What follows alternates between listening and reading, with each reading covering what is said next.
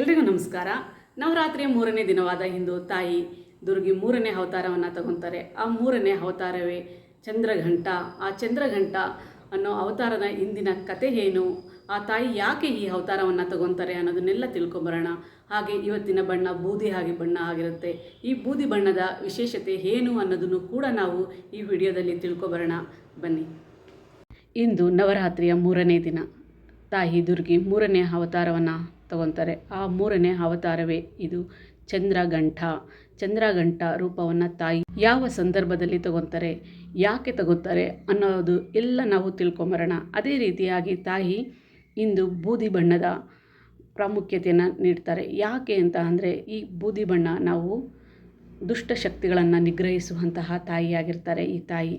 ಹಾಗೆ ಸಿಸ್ಟರನ್ನು ಕಾಪಾಡುವಂತಹ ತಾಯಿ ಆಗಿರೋದ್ರಿಂದ ಇಂದು ಬೂದು ಬಣ್ಣದಿಂದ ತಾಯಿಯನ್ನು ಅಲಂಕರಿಸಿ ನಾವೆಲ್ಲರೂ ಪೂಜೆ ಮಾಡಬೇಕು. ಅದೇ ರೀತಿಯಾಗಿ ತಾಯಿಗೂ ಕೂಡ ಬೂದು ಬಣ್ಣದ ವಸ್ತ್ರವನ್ನು ಧರಿಸಿ ಪೂಜೆ ಮಾಡೋದ್ರಿಂದ ನಮ್ಮ ಇಷ್ಟಾರ್ಥಗಳೆಲ್ಲ ಈಡೇರುತ್ತೆ. ದುಷ್ಟಶಕ್ತಿಗಳಿಂದ ನಮ್ಮನ್ನೆಲ್ಲ ಕಾಪಾಡ್ತಾಳೆ ತಾಯಿ ಅನ್ನೋದೊಂದು ನಂಬಿಕೆ. ಅದೇ ರೀತಿಯಾಗಿ ತಾಯಿ ಚಂದ್ರಘಂಟ ಅಂದರೆ ಚಂದ್ರನನ್ನು ತನ್ನ ಮಸ್ತಕದಲ್ಲಿ ಇಟ್ಕೊಂಡಿರ್ತಾಳೆ.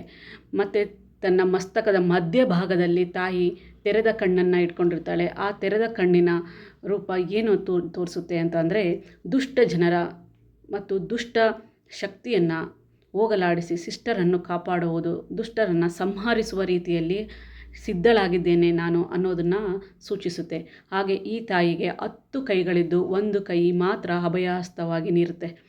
ಅದರ ಅರ್ಥವೇನು ಅಂದರೆ, ತಾಯಿ ದುಷ್ಟರನ್ನೆಲ್ಲ ಶಿಕ್ಷಿಸಿ ಭಕ್ತರನ್ನು ಒಳ್ಳೆಯತನ ಒಳ್ಳೆಯ ಶಕ್ತಿಯನ್ನು ನಾನು ರಕ್ಷಿಸ್ತೀನಿ ಅನ್ನೋದು ಈ ತಾಯಿಯ ಸಂಕೇತವಾಗಿರುತ್ತೆ. ಈ ತಾಯಿ ಸಿಂಹವನ್ನು ತನ್ನ ವಾಹನವಾಗಿ ಮಾಡಿಕೊಂಡಿರ್ತಾಳೆ ತಾಯಿ. ಈ ತಾಯಿಯನ್ನು ನಾವು ಯಾರು ಭಕ್ತಿಯಿಂದ ಶ್ರದ್ಧೆಯಿಂದ ಇಂದು ಪೂಜೆ ಮಾಡ್ತೀವಿ, ಆ ತಾಯಿ ನಮಗೆ ಎಲ್ಲ ರೀತಿಯ ಧನಾತ್ಮಕ ಶಕ್ತಿಗಳನ್ನು ನೀಡುವುದರ ಜೊತೆಗೆ ಯಾವಾಗಲೂ ನಮ್ಮ ಜೊತೆ ಶ್ರೀರಕ್ಷೆಯಾಗಿ ನಿಂತು ಕಾಪಾಡ್ತಾಳೆ ಅನ್ನೋದು ಇವತ್ತಿನ ಸಂಕೇತವಾಗಿದೆ. ತಾಯಿ ಯಾಕೆ ಈ ರೂಪವನ್ನು ತಗೊತಾರೆ, ಆ ರೂಪದ ಹಿಂದಿರುವ ಕತೆ ಏನು ಅನ್ನೋದನ್ನು ನಾವು ಇಂದು ತಿಳ್ಕೊಳ್ಳೋಣ ಬನ್ನಿ. ತಾಯಿ ಪಾರ್ವತಿಯು ಹಿಮಾಯನನ ಮತ್ತು ಮೈನಾವತಿಯ ಮಗಳಾಗಿ ಜನಿಸಿದಂತಹ ತಾಯಿ ಕಠೋರವಾದ ತಪಸ್ಸನ್ನು ಮಾಡಿ ಶಿವನನ್ನು ಮದುವೆಯಾಗುವ ವರವನ್ನು ಬ್ರಹ್ಮನಿಂದ ಪಡ್ಕೊಂಡಿರ್ತಾಳೆ. ಹಾಗೆ ಶಿವನು ಕೂಡ ಈ ಕಠೋರವಾದ ತಪಸ್ಸನ್ನು ನೋಡಿ ತಾನು ಮದುವೆ ಆಗಲು ಒಪ್ಪಿಗೆಯನ್ನು ನೀಡಿರ್ತಾರೆ.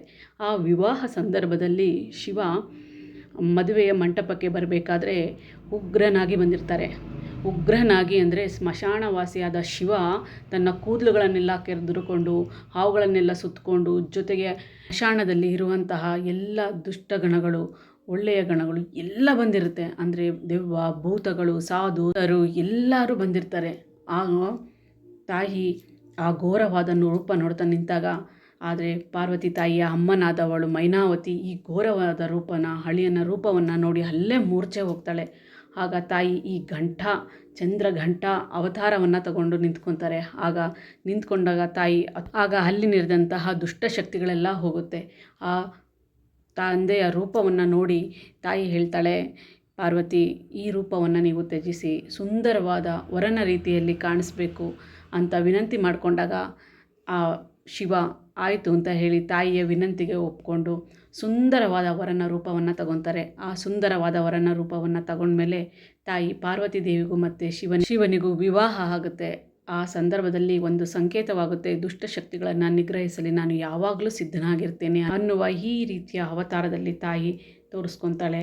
ಹಾಗಾಗಿ ಈ ತಾಯಿಯನ್ನು ನಾವು ಶ್ರದ್ಧಾ ಭಕ್ತಿಯಿಂದ ಪೂಜಿಸುವ ದಿನವಾಗಿರುತ್ತದೆ ಇಂದು. ಚಂದ್ರಘಂಟ ನಾದದಿಂದ ತಾಯಿಯನ್ನು ಪೂಜಿಸುವುದರಿಂದ ದುಷ್ಟಶಕ್ತಿಗಳೆಲ್ಲ ದೂರ ಆಗುತ್ತೆ. ಹಾಗೆ ತಾಯಿ ಸಿಸ್ಟರನ್ನು ಕಾಪಾಡ್ತಾಳೆ. ಹಾಗಾಗಿ ನಾವು ದೇವರ ಪೂಜೆ ಮಾಡಬೇಕಾದ್ರೆ ಗಂಟೆಯನ್ನು ಬಾರಿಸಬೇಕು. ಗಂಟೆಯನ್ನು ಬಾರಿಸಿದಾಗ ಎಲ್ಲ ಶಕ್ತಿಗಳು ದೂರ ಆಗುತ್ತೆ ಅನ್ನೋ ಸಂಕೇತ ಆಗಿರುತ್ತೆ. ನಾವು ಯಾರು ಈ ಚಂದ್ರಘಂಟ ತಾಯಿಯನ್ನು ಪೂಜೆ ಮಾಡುವುದರಿಂದ ನಕಾರಾತ್ಮಕ ಶಕ್ತಿಗಳೆಲ್ಲ ಹೋಗಿ ತಾಯಿ ಒಂದು ಉತ್ತಮವಾದ ಸಕಾರಾತ್ಮಕ ಶಕ್ತಿಗಳನ್ನು ನೀಡ್ತಾಳೆ. ಹಾಗೆ ನಮ್ಮ ಮನಸ್ಸಲ್ಲಿರುವಂತಹ ನಕಾರಾತ್ಮಕ ಶಕ್ತಿಗಳೆಲ್ಲ ಹೋಗಿ ಮನಸ್ಸಿಗೆ ನೆಮ್ಮದಿಯನ್ನು ತಂದುಕೊಡುವಂತಹ ತಾಯಿ ಆಗಿರ್ತಾಳೆ. ಅದೇ ರೀತಿಯಾಗಿ ತಾಯಿ ಈ ಚಂದ್ರಘಂಟ ತಾಯಿಯನ್ನು ಯಾರು ಪೂಜೆ ಮಾಡ್ತಾರೆ ಅಂದರೆ ಇವತ್ತಿನ ದಿನ ಯಾರು ವ್ಯವಹಾರವನ್ನು ಸ್ಟಾರ್ಟ್ ಮಾಡ್ತಾರೆ, ವ್ಯಾಪಾರವನ್ನು ಸ್ಟಾರ್ಟ್ ಮಾಡ್ತಾರೆ, ಯಾವುದೇ ಕೆಲಸವನ್ನು ಶುಭ ಕಾರ್ಯವನ್ನು ಸ್ಟಾರ್ಟ್ ಮಾಡಿದರೆ ಆ ತಾಯಿ ಯಶಸ್ಸು ಕೀರ್ತಿಯನ್ನು ತಂದುಕೊಡ್ತಾಳೆ ಅನ್ನೋದು ಸಂಕೇತವಾಗಿದೆ. ಹಾಗಾಗಿ ನಾವು ಮನೆಯಲ್ಲಿ ಪೂಜೆ ಮಾಡಬೇಕಾದ್ರೆ ಘಂಟಾನಾದವನ್ನು ಮುಳುಗಿಸಿ ಪೂಜೆ ಮಾಡಬೇಕು. ಆಗ ನಮ್ಮಲ್ಲಿರುವಂತಹ ನಕಾರಾತ್ಮಕ ಶಕ್ತಿಗಳೆಲ್ಲ ಹೋಗಿ